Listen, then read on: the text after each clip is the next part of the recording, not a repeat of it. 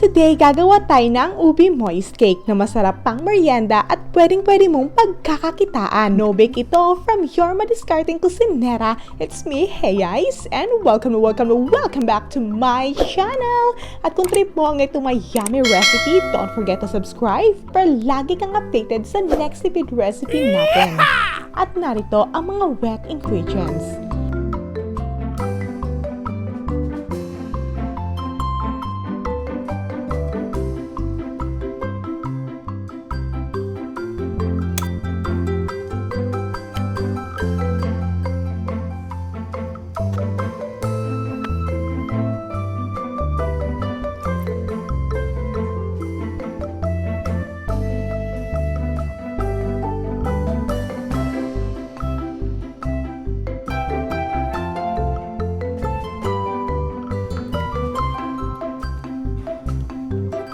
At ito naman ang ating mga dry ingredients. At ilalagay ko ang costing nito at the end of our video.